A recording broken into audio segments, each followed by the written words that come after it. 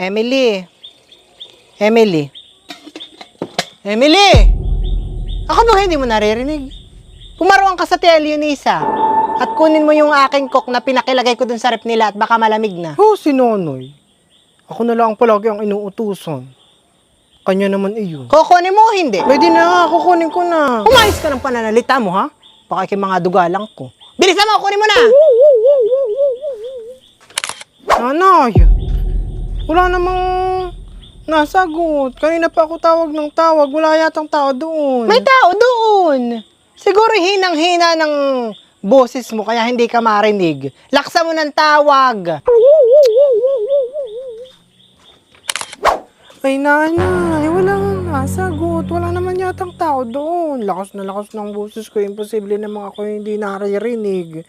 Baka nga si Tia Leonisa ay umalis, may pinuntahan. Sigurado ka walang tao, Emily? Wala nga, nanay. Sige, ako ang paparoon. Pag may nadatnan akong tao doon, ay pagbalik ko'y humanda ka. Makakatikim ka sa akin. Kuklaan! Hindi mo makuha! Ano ka na? Linisa! Linisa! Linisa! Aba, nahan kaya ang tao dito?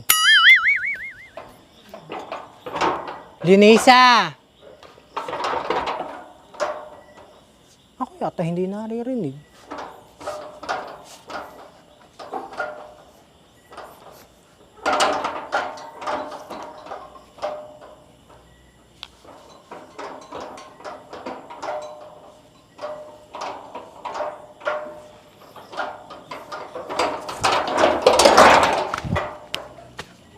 Linisa! Aba!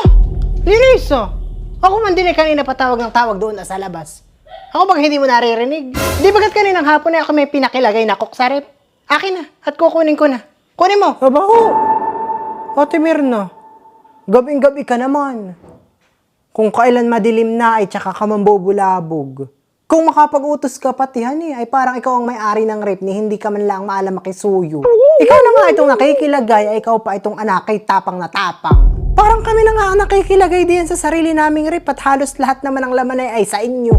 Kung minsan ay kami pa itong walang mapaglagyan, nakakahiya naman. Ne, hindi man lang naman makaisip na mag-abot kahit 100 para sa kuryente. Ay, ano lang! Kung ako makilagay diyan sa inyong rep, maano lang kung ako'y hindi umambag diyan sa bill ninyo ng kuryente. Ay, ang rep naman kaya hindi ikaw ang bumili. Ang bumili na yan ay kapatid ko. At ang nagbabayad ng bill ng kuryente dito sa bahay na ito ay kapatid ko din. Kaya umayos ka ng pananalita mo, Leonisa. Huwag kang akala mo kung sino. Ay, maano lang, Ate Mirna. Kung ikaw ay kapatid ng asawa ko. Sino bagang mas may karapatan? Kapatid o asawa? Abay, di ako.